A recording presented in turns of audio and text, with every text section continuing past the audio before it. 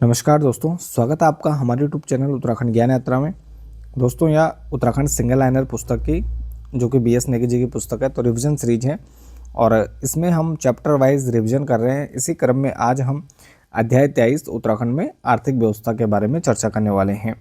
तो चलिए प्रारंभ करते हैं। सबसे पहले भारत की अर्थव्यवस्था की बात करें तो भारत की अर्थव्यवस्था कैसी है? मिश्रित अर्थव्यवस्था है और इसमें निजी व सार्वजनिक दोनों जो क्षेत्र हैं तो उनका सह अस्तित्व हमें एक साथ देखने को मिलता है। इसके साथ ही उत्तराखंड की अर्थव्यवस्था की बात करें हम तो ब्रिटिश काल से यह मनी ऑर्डरी प्रकार की अर्थव्यवस्था रही है। मनी ऑर्डरी प्रकार का मतलब है कि बाहर से यहाँ पर उत्तराखंड में पैसे भेजना और उसके बेस पे यहाँ पर जो हमारी अर्थव्यवस्था है तो वह चल रही है। धीरे धीरे उत्तराखंड सरकार यहाँ पर प्रयास कर रही है जिससे चीज़ें बदल रही हैं। धीरे धीरे हमारी इकोनॉमी भी यहाँ पर ग्रो कर रही है। वर्ष 2000 में राज्य गठन के समय क्या था? 3165.9 करोड़ का अतिरिक्त बोझ यहाँ पर उत्तराखंड पर डाला गया, जो कि 2020 में बढ़कर यहाँ पर 64,652.9 करोड़ हो गया है। और साथ ही केंद्र सरकार के द्वारा उत्तराखंड को 1 अप्रैल 2001 से विशेष राज्य का दर्जा प्रदान किया गया। तो 1 अप्रैल 2001 से विशेष राज्य का दर्जा मिला और यह दर्जा प्राप्त करने वाला उत्तराखंड क्या था? 11वां राज्य था। इससे पहले 10 जो अन्य हिमालय राज्य हैं उनको विशेष राज्य का दर्जा दिया गया था। विशेष राज्य का दर्जा का मतलब है कि इसमें जो केंद्रीय सहायता मिलती है तो वह उसमें 90% अनुदान के रूप में मिलती है और 10% हिस्सा ऋण के रूप में दिया जाता है। अन्य राज्यों के लिए 70% अनुदान होता है और 30% हिस्सा ऋण के रूप में प्राप्त होता है। इसके बाद 2011 की जनगणना के अनुसार राज्य की कुल जनसंख्या का 38.43% लोग क्या हैं? यहाँ पर कार्यशील हैं, यानी कार्यों में लगे हुए हैं और कुल कार्यशील जनसंख्या में 27% लोग क्या हैं? कृषक हैं। यानी ये टोटल जो 38.43% लोग हैं तो इनमें से केवल क्या हैं? 27% लोग हैं वह कृषक हैं टोटल में से। कृषि कार्य में 50% से अधिक योगदान किसका है? महिलाओं का, यानी आधे से अधिक योगदान महिलाओं का है। और वनों से मिलने वाली पर्यावरण सेवाओं का आकलन ग्रीन अकाउंटिंग कहलाती है। ग्रीन अकाउंटिंग कहलाती है वनों से मिलने वाली जो पर्यावरण सेवाएं हैं, इसके तहत मिलने वाली राशि को क्या कहते हैं? ग्रीन बोनस कहा जाता है। इसके बाद उत्तराखंड में बजट की अगर हम बात करें तो 3 मई 2001 को उत्तराखंड का पहला बजट किसने रखा था? रमेश पोखरियाल निशंक जी ने यहाँ पर जारी किया था। और निर्वाचित सरकार का पहला बजट 2002-03 में उत्तराखंड विधानसभा में मुख्यमंत्री नारायण दत्त तिवारी ने पेश किया था। तो यानी अंतरिम सरकार में सबसे पहले रमेश पोखरियाल निशंक जी ने जारी किया और निर्वाचित सरकार में यहाँ पर स्वर्गीय मुख्यमंत्री नारायण दत्त तिवारी के द्वारा 2002-03 में पहला जो बजट है वह विधानसभा में रखा गया। उत्तराखंड की ग्रीष्मकालीन राजधानी गैरसैंण के विधानसभा में प्रथम बजट त्रिवेंद्र सिंह रावत ने 2021-22 में पेश किया था। इसके बाद उत्तराखंड का पहला जेंडर बजट 2007-08 में प्रस्तुत किया गया था। पहला जेंडर बजट 2007-08। वित्तीय वर्ष 2024-25 के मुकाबले 2025-26 में जेंडर बजट में 16.66% यहाँ पर वृद्धि की गई है। उत्तराखंड में बजट की बात करें तो वित्तीय वर्ष 2023-24 में 77,407.09 करोड़। 2024-25 में जो कुल बजट था 89,230.07 करोड़। 2025-26 में 1,01,175.33 करोड़ का यहाँ पर कुल बजट था। तो राज्य के बजट में कुल वृद्धि कितनी हुई? 13.38% यहाँ पर वृद्धि देखने को मिलती है। और उत्तराखंड राज्य में प्रथम बार 1 लाख करोड़ रुपए से अधिक का आय व्यय प्रस्तुत किया जा रहा है। और निधि का जो प्रवाह है वह रुपए में आता है। स्वयं राज्य का कर राजस्व 29.38%, लोक ऋण 23.21 और केंद्र सरकार से सहायता अनुदान 22.30 आदि है। तो ये यहाँ पर कुछ ये चार्ट दिए गए हैं। तो यह 2025-26 का बजट है। तो 25-26 का जो बजट था ज्ञान आधारित बजट था, जिसमें जी अर्थात गरीब कल्याण, ए अन्नदाता, वाई अर्थात युवा और एन अर्थात नारी। वर्ष 2025-26 के बजट के आधार पर स्तंभ तो अग्रणी उत्तराखंड राज्य की स्थापना हेतु नमो बजट। तो नमो के बिंदु हैं, एन मतलब नवाचार, ए मतलब आत्मनिर्भरता, एम मतलब महान विरासत और ओ मतलब ओजस्वी मानव संसाधन। नवाचार के अंतर्गत दिए गए बिंदुओं में से कुछ प्रमुख बिंदु हैं। इसमें पेपरलेस रजिस्ट्रेशन, बायोमेट्रिक आधारित आधार प्रमाणीकरण है, और साथ ही स्प्रिंकलर प्रणाली है, लैब ऑन व्हील्स है, स्मार्ट क्लास है, विज्ञान चेतना केंद्र है। और इसके अंतर्गत नमो बजट के अंतर्गत है कृषि, उद्योग, ऊर्जा, अवसंरचना, संयोजकता, पर्यटन और आयुष। ये सप्तऋषि समृद्ध, सशक्त और विकसित उत्तराखंड के आधार हैं। ये जो सप्तऋषि हैं इसमें दिए गए हैं। नमो बजट महान विरासत के अंतर्गत क्या है? शीतकालीन यात्रा, आदि कैलाश, ओम पर्वत दर्शन हेतु सुगमता, हरिद्वार और ऋषिकेश का पुनर्विकास, और शारदा रिवर फ्रंट इसमें बजट में देखने को मिलते हैं। और नमो बजट ओजस्वी मानव संसाधन के अंतर्गत दिए गए बिंदुओं में कुछ प्रमुख बिंदु हैं, जिसमें कृषकों को प्रोत्साहन और डिजिटल क्षमता, इंफॉर्मेशन टेक्नोलॉजी, स्टार्टअप प्रोत्साहन, उद्यमता को प्रोत्साहन, नॉलेज इकोनॉमी, डिजिटल एवं आर्टिफिशियल इंटेलिजेंस यानी एआई का विकास। ओजस्वी मानव संसाधन पोषण से लेकर शिक्षण, प्रशिक्षण, उद्यम, रोजगार सृजन, विपणन सभी बिंदुओं को समेटे हुए एक होलिस्टिक अप्रोच के साथ यह बजट पेश किया गया। और 2025-26 से संबंधित कुछ मुख्य विशेषताएं। तो वर्तमान में 2000 यहाँ पर 26-27 का बजट आ चुका है। तो ये इसमें इतना ज़्यादा कुछ महत्वपूर्ण नहीं है, कई बार पूछा जाता, वैसे कुछ आ सकते हैं चीज़ें, इंपॉर्टेंट चीज़ें देख लेते हैं। समान नागरिकता संहिता के क्रियान्वयन 30 करोड़ का प्रावधान, सारा के अंतर्गत 125 करोड़ का प्रावधान, कैंपा योजना, ये अलग अलग इतना प्रावधान है, जिसमें सौंग बांध तो 75 करोड़। इसके बाद देख लेते हैं अर्थव्यवस्था के घटक उत्तराखंड में। तो अर्थव्यवस्था 3 क्षेत्रों में विभाजित किया गया है। तीनों क्षेत्रों के आधार पर राज्य के अर्थव्यवस्था का आकलन किया जाता है। और प्राथमिक क्षेत्र कृषि, पशुपालन, खनन तथा उत्खनन, वानिकी, मत्स्य। वर्ष 2024 में प्रचलित मूल्यों पर प्राथमिक क्षेत्र की उपमदों के अंतर्गत कृषि का योगदान सर्वाधिक कितना था? 36.48% रहा वर्ष 2024-25 में। प्राथमिक क्षेत्र की बात हो रही है। इसके बाद द्वितीयक क्षेत्र की बात करें, विनिर्माण, इसमें विद्युत, गैस, जलापूर्ति, उद्योग, अन्य सेवाएं आदि विनिर्माण के अंतर्गत कपड़ा, लकड़ी, रबड़, आयरन, स्टील आदि विभिन्न निर्माण की आर्थिक गतिविधियों को इसमें शामिल किया गया है। और वर्ष 2024-25 में प्रचलित मूल्यों पर द्वितीयक क्षेत्र के उपमदों के अंतर्गत क्या है? इस क्षेत्र का योगदान क्या रहा? 58.56% रहा। कई बार पिछले वित्तीय वर्षों के क्वेश्चन भी आ जाते हैं कि प्राथमिक क्षेत्र का योगदान कितना था, द्वितीयक का कितना था। तो प्राथमिक का कितना था? 36.48 में, और द्वितीयक का रहा 58.56%। इसके बाद तृतीयक की बात करें, जिसमें रेलवे, परिवहन, संचार, बैंकिंग, होटल, रियल एस्टेट, लोक प्रशासन या आदि जो विषय शामिल हैं। तो वर्ष 2023-24 में उत्तराखंड की जीडीपी में सर्वाधिक जो योगदान था वह द्वितीयक क्षेत्र का था, और वर्ष 2024-25 में तृतीयक क्षेत्र का योगदान सर्वाधिक हो गया। तो 2023-24 में द्वितीयक क्षेत्र का और 24-25 में तृतीयक का सर्वाधिक योगदान हो गया। और वर्ष 2024-25 में प्रचलित मूल्यों पर तृतीयक क्षेत्र के उपमदों के अंतर्गत यहाँ पर व्यापार, होटल, जलपान गृह आदि का योगदान सर्वाधिक रहा। ये रहा 38.15%। तो तीनों क्षेत्रों के योगदान को हम यहाँ पर चार्ट में देख लेते हैं। 22-23 में 12.36, 2023-24 में 9.99 और 24-25 में प्राथमिक क्षेत्र का योगदान 9.34%। उसके बाद द्वितीयक क्षेत्र की बात करें तो 46.21% वित्तीय वर्ष 2022-23 में रहा। 2023-24 में 46.84 और 2024-25 में 44.65। इसके बाद तृतीयक क्षेत्र की बात करें तो 41.43% 22-23 में, 23-24 में 43.17 और 24-25 में 46.02%। यहाँ पर लगातार तृतीयक क्षेत्र में वृद्धि देखने को मिलती है। उत्तराखंड में प्रति व्यक्ति आय की बात करें तो राज्य गठन के बाद 2000 व 2001 में उत्तराखंड की अर्थव्यवस्था 14,501 करोड़ रुपए एवं प्रति व्यक्ति आय कितनी थी? 15,286 रुपये थी। 2022-23 की बात करें तो राज्य में आय कितनी है? 2,30,994। 23-24 में प्रति व्यक्ति आय कितनी हो गई? 2,46,178 और 24-25 में 2,74,064 रुपये हो गए।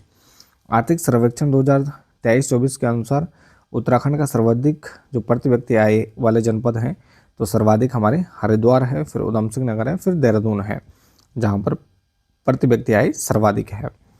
और सबसे कम है रुद्रप्रयाग में, उसके बाद बागेश्वर में, और फिर अल्मोड़ा में। उत्तराखंड में 2023-24 के मुकाबले 24-25 में प्रति व्यक्ति आय में 11.33% की वृद्धि हुई है, यानी लगभग 11.5% के आसपास यहाँ पर उत्तराखंड में प्रति व्यक्ति आय के मुकाबले 2023-24 के मुकाबले 2024-25 में वृद्धि देखने को मिलती है। इसके बाद राजकोषीय घाटे की बात करें तो उत्तराखंड में किसी वित्तीय वर्ष में सरकार के कुल राजस्व और कुल व्यय के बीच का जो अंतर होता है वह राजकोषीय घाटा कहलाता है, यानी उसकी जो कुल कमाई है और कुल खर्चे हैं तो उनके बीच का जो डिफरेंस आता है उसी को घाटा राजकोषीय घाटा कहते हैं। और राज्य का कुल राजकोषीय घाटा 2023-24 में कितना था? 9,046.91 करोड़ था, जो कि जीडीपी का क्या था? 2.7% था, यानी जो कुल हमारी जीडीपी है तो उसका 2.7% था। वर्ष 2024-25 में कुल राजकोषीय घाटा यहाँ पर 9,416.43 करोड़ यहाँ पर अनुमानित था। 24-25 में कुल राजकोषीय घाटा 9,526.35 करोड़ है, जो कि जीडीपी का उत्पाद का लगभग कितना है? 2.39% है, यानी जो टोटल हमारी जीडीपी है उसका 2.39% हिस्सा क्या है? हमारा राजकोषीय घाटा है। वर्ष 2025-26 के लिए राजकोषीय घाटा 12,604.92 करोड़ अनुमानित है, जो कि जीडीपी का क्या है? 2.94% है, यानी लगातार राजकोषीय घाटा बढ़ रहा है। बहुआयामी गरीबी सूचकांक 2023 नीति आयोग, तो इसमें नीति आयोग के अंतर्गत बहुआयामी गरीबी सूचकांक 2023 में उत्तराखंड का स्थान क्या रहा? 15वां रहा। 2015-16 में उत्तराखंड में बहुआयामी गरीब लोग थे कितने? 17.67%, और 2019 से 21 में 9.67% लोग क्या हैं? बहुआयामी गरीबी रेखा से बाहर निकले 2019 से 21 के बीच। राज्य में बहुआयामी गरीबी के अंतर्गत सबसे कम लोग कहाँ हैं? तो सबसे कम लोग हैं देहरादून में 3.02%, फिर रुद्रप्रयाग में 5.14%, फिर तीसरा है पिथौरागढ़ हमारा 6.48%। और बहुआयामी गरीबी के अंतर्गत सर्वाधिक लोग कहाँ हैं?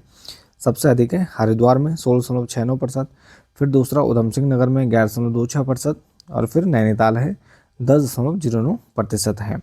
अल्मोड़ा जिले में सर्वाधिक वृद्धि 16.18% लोग क्या है? गरीबी रेखा से बाहर निकले हैं। कहाँ से? कौन से जनपद में? अल्मोड़ा में। इसके बाद राज्य में विकास वृद्धि दर की बात करें तो 22-23 में राज्य विकास दर 7.63 थी, 23-24 में 7.58, 23-24 में अंतिम अनुमान के अनुसार क्या थी? 7.83% की वृद्धि आंकी गई थी। और वित्तीय वर्ष 2024-25 में राज्य विकास दर का जो अनुमान था 6.61% थी। जीएसडीपी की बात करें, यानी सकल राज्य घरेलू उत्पाद की बात करें तो 23-24 की तुलना में वर्ष 2024-25 में जीडीपी में 13.59% की वृद्धि देखने को मिलती है, जो कि 23-24 में 3,78,000 करोड़ हो गई। अर्थव्यवस्था में योगदान विनिर्माण का तो 26.15% है, विनिर्माण का योगदान है। व्यापार होटल जलपान का 17.56% है, निर्माण का 15.32% है। परिवहन भंडारण संचार एवं प्रसारण का 8.68% है। वर्ष 2021-22 में अनंतिम अनुमान में सर्वाधिक जीडीपी वाला जनपद कौन सा है? हरिद्वार, और सबसे कम जीडीपी वाला रुद्रप्रयाग। तो सबसे अधिक हरिद्वार, सबसे कम रुद्रप्रयाग। उत्तराखंड राज्य के लिए वित्त आयोग की सिफारिश, तो 9 नवंबर 2000 को राज्य गठन के 11वें वित्त आयोग की सिफारिश 1 अप्रैल 2000 से लागू हुई। 9 नवंबर 2000 में जब राज्य बना तो गठन के 11वें वित्त आयोग की सिफारिश 1 अप्रैल 2000 से लागू हुई, और जिसमें राज्य को 5,295.8 करोड़ अनुदान की संस्तुति की गई। 12वां वित्त आयोग बना, इसकी संस्तुति 1 अप्रैल 2005 से लागू हुई, जिसने राजकोषीय उत्तरदायित्व एवं बजट प्रबंधन अधिनियम 2005 बनाने की अनिवार्यता को यहाँ पर रखा। और वित्त आयोग 12वें वित्त आयोग संस्तुति के आधार पर राज्य को 2005 से 10 की अवधि के दौरान 12,194.4 करोड़ का अनुदान प्राप्त हुआ। 13वां वित्त आयोग 2010 से 15 की अवधि के लिए राज्य को 20,308 करोड़ अनुदान प्राप्त हुआ। इसके बाद 14वां वित्त आयोग संस्तुति के आधार पर कर अंतरण का 32% से बढ़ाकर 42% कर दिया गया, यानी जो कर अंतरण था उसको 32 से बढ़ाकर 42 कर दिया गया, जिसमें राज्यों को करों का 1.052% भाग उत्तराखंड को मिला था। इसके बाद उत्तराखंड राज्य की प्रथम मानव विकास रिपोर्ट। तो उत्तराखंड राज्य की प्रथम मानव विकास रिपोर्ट 27 जुलाई 2019 को जारी की गई और इसमें राज्य का मानव विकास सूचकांक कितना है 0.718 और मानव सूचकांक की दृष्टि से यहाँ पर देहरादून क्या है राज्य का प्रथम जनपद है जिसमें 0.765 और हरिद्वार क्या है 0.733 या दूसरे स्थान पर है, जबकि सबसे अंतिम स्थान किसका है मानव विकास सूचकांक में टिहरी जनपद का है। लैंगिक विकास सूचकांक के आधार पर प्रथम स्थान किसका है उत्तरकाशी का, दूसरे स्थान पर रुद्रप्रयाग और अंतिम स्थान पर हरिद्वार है लैंगिक विकास सूचकांक में। मानव विकास सूचकांक में प्रथम पर कौन है देहरादून, फिर दूसरे पर हरिद्वार और अंतिम पे अपना टिहरी है। IGI रिपोर्ट के अनुसार ह्यूमन डेवलपमेंट इंडेक्स के अनुसार यहाँ पर उत्तराखंड का जो लैंगिक विकास सूचकांक कितना है 0.727 है। बहुआयामी गरीबी सूचकांक की दृष्टि से प्रथम स्थान किसका है उत्तरकाशी का है और अंतिम पर देहरादून है। मानव विकास सूचकांक रिपोर्ट के अनुसार सबसे अधिक सकल जिला घरेलू उत्पाद वाला यानी GDP वाला हरिद्वार और न्यूनतम GDP वाला रुद्रप्रयाग है। भारत में पहली बार राज्य स्तर पर मानव विकास रिपोर्ट मध्य प्रदेश ने जारी की थी और अंतर्राष्ट्रीय स्तर पर मानव विकास रिपोर्ट संयुक्त राष्ट्र विकास कार्यक्रम यानी UNDP जारी करता है। मानव विकास सूचकांक के 3 आयाम हैं जीवन प्रत्याशा, शिक्षा और इनकम यानी आय। उत्तराखंड में श्रम बल की स्थिति यानी PLFS तो जारीकर्ता कौन है सांख्यिकी एवं कार्यक्रम क्रियान्वयन मंत्रालय। अवधि जून 2003 से जून 2024 तक। तथ्य क्या है श्रम बल सर्वेक्षण रिपोर्ट के अनुसार राज्य में रोजगार सृजन एवं राष्ट्रीय औसत से बेहतर प्रदर्शन किया है। तो श्रम बल सर्वेक्षण जो रिपोर्ट आई है तो इसके अनुसार उत्तराखंड राज्य ने यहाँ पर रोजगार सृजन के मामले में जो राष्ट्रीय औसत है यानी जो देश का एवरेज औसत है तो उससे अधिक यहाँ पर प्रदर्शन किया है। बेरोजगारी दर की बात करें तो सभी आयु वर्गों में राज्य में बेरोजगारी दर कितनी है 4.5% है, जो कि घटकर कितनी हो गई 4.3 हो गई है। 15 से 29 के महत्वपूर्ण आय समूह में बेरोजगारी दर कितनी है 14.2 से घटकर या 9.8% हो गई है। श्रमिक जनसंख्या अनुपात की बात करें तो विगत वर्षों की तुलना में 2023-24 में सभी आयु वर्ग के लिए श्रमिक जनसंख्या का अनुपात क्या है 40.6 से बढ़कर 44.2% हो गया है। श्रम बल भागीदारी दर विगत वर्ष की तुलना में 23-24 में सभी आयु वर्ग के लिए श्रम बल भागीदारी कितनी हो गई 42 से बढ़कर यहाँ पर 46.2% हो गई है। महिला पुरुष बेरोजगारी की बात करें तो 2023-24 पुरुष समूह की बेरोजगारी दर कितनी थी 4.6 थी, जो कि घटकर कितनी हो गई 4.5 हो गई है, जबकि समूह की महिलाओं की बेरोजगारी दर कितनी हो गई है 4.2 से घटकर 4.1 हो गई है। ग्रामीण व शहरी बेरोजगारी की बात करें तो ग्रामीण क्षेत्र में 15 से अधिक आयु वर्ग में पुरुष समूह की बेरोजगारी दर कितनी है 3.9, जबकि शहरी क्षेत्रों में बेरोजगारी दर 6.6 से घटकर 5.8 हो गई है। इसके बाद उत्तराखंड में कराधान की बात करें तो राज्य की सकल प्राप्तियों में माल एवं सेवा कर यानी GST तो माल एवं सेवा कर GST तथा मूल्यवर्धित कर वैट का योगदान लगभग क्या है 50% होने के कारण राज्य की आय का यह प्रमुख एवं महत्वपूर्ण स्रोत है। कर संग्रह तो यानी जो टैक्स है तो उसका जो संग्रह है 9 नवंबर 2000 को राज्य के अस्तित्व में आने के साथ ही वर्ष 2000 और 2001 में प्राप्त जो संग्रह था वो 233 करोड़ था, जो वर्ष 2023-24 तक लगभग 48 गुना बढ़ गया था 11,288.90 करोड़ हो गया। दिसंबर 2024 तक कुल राजस्व संग्रह का कितना हो गया 8,875.42 करोड़ यह रहा। राज्य में कर राजस्व का सबसे बड़ा स्रोत क्या है व्यापार कार्य वैट होता था, जिसके बाद क्रमशः राज्य उत्पाद शुल्क, फिर स्टाम्प शुल्क और वाहन कर होता था। वैट की बात करें मूल्यवर्धित कर की अगर हम बात करें तो 1 अप्रैल 2005 से यह राज्य में लागू हुआ और 1 अप्रैल 2005 को लागू करने वाला देश का यह 22वां राज्य बना, जिसके तहत करदाता को एक TIN नंबर दिया जाता था। कब लागू हुआ 1 अप्रैल 2005 में वैट लागू हुआ। इसके बाद यहाँ पर उत्तराखंड में माल एवं सेवा कर यानी GST लागू हुआ।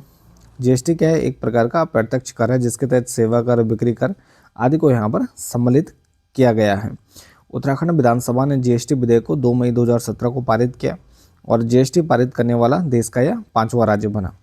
जीएसटी कोड कितना है? 5 है इसका। और 1 जुलाई 2017 से जीएसटी को पूरे देश में लागू हुआ, जिसके लिए जीएसटी परिषद 12 सितंबर 2016 को बनाई गई और इसके अध्यक्ष कौन होते हैं? केंद्रीय वित्त मंत्री होते हैं। तो यह महत्वपूर्ण है, कई बार डायरेक्ट एग्जाम में क्वेश्चन बन जाते हैं।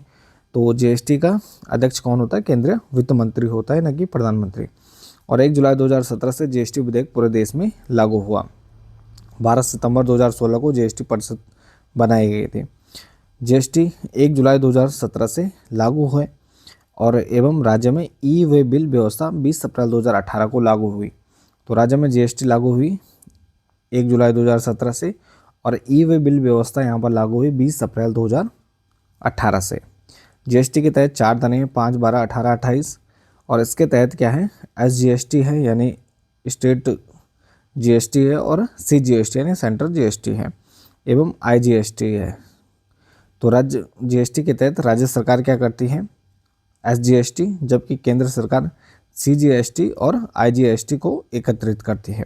जीएसटी के अंतर्गत जो पंजीयन है उत्तराखंड में बायोमेट्रिक आधारित यहाँ पर आधार प्रमाणिकता व्यवस्था को 31 जुलाई 2024 से लागू किया गया। कब किया गया? 31 जुलाई 2024 से बायोमेट्रिक आधारित प्रमाणीकरण व्यवस्था। देश में यह व्यवस्था लागू करने वाला उत्तराखंड कौन सा राज्य बना? चौथा राज्य बना और उत्तर भारत का प्रथम राज्य बना। स्टाफ एवं निबंधन विभाग राज्य सरकार की एक प्रमुख राजस्व शाखा है, जो कि नागरिकों को विभिन्न संपत्ति संबंधी लेन देन की रिकॉर्डिंग रखने का कार्य करती है। और यह विभाग क्या है? ई पंजीकरण के तहत नागरिकों को सहज व सरल सुविधा प्रदान करता है। अब इसके बाद बिल लाओ इनाम पाओ योजना। तो ग्राहकों को खरीद का बीजक या बिल लेने हेतु प्रोत्साहन दिए जाने एवं बिक्री पर बिल नहीं देने की प्रवृत्ति पर रोक लगाने के उद्देश्य से राज्य कर विभाग के द्वारा यहाँ पर बिल लाओ इनाम पाओ योजना लागू की गई। 1 सितंबर 2022 से 31 मार्च 2023 तक यह लागू की गई थी और वर्तमान में उक्त योजना को 31 मार्च 2024 तक के लिए विस्तारित किया गया था। बिल लाओ इनाम पाओ के अंतर्गत ग्राहकों के द्वारा बिलीपुक ऐप के माध्यम से खरीद के बिल यहाँ पर अपलोड किए जाते थे।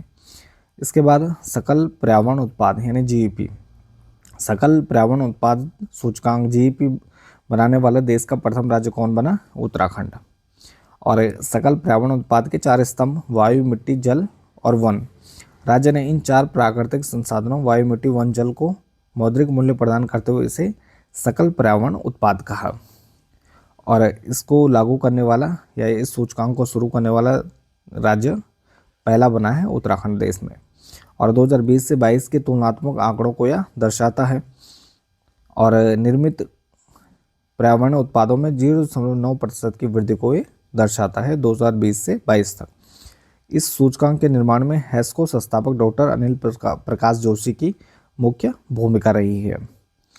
इसके बाद सकल पर्यावरण उत्पाद सूचकांक की बात करें तो 4 स्तंभ हैं इसके, जीईपी, वायु प्लस जल और मृदा और वन, 4 इसके सूचकांक प्रमुख इसके स्तंभ हैं। नीति आयोग सतत विकास लक्ष्य यानी एसडीजी इंडेक्स 2024, तो भारत स्कोर 2023-24 में 71वें स्थान पर है। नीति आयोग सतत विकास लक्ष्य सूचकांक 2024 में उत्तराखंड 79 अंक को केरल 79 अंक के साथ प्रथम स्थान पर रखा गया है। तो उत्तराखंड और केरल के बराबर अंक थे 2024 में। किसमें तहत? सतत विकास लक्ष्य सूचकांक के तहत। सतत विकास लक्ष्य के तहत क्या है? विभिन्न राज्यों की प्रगति का मूल्यांकन किया जाता है।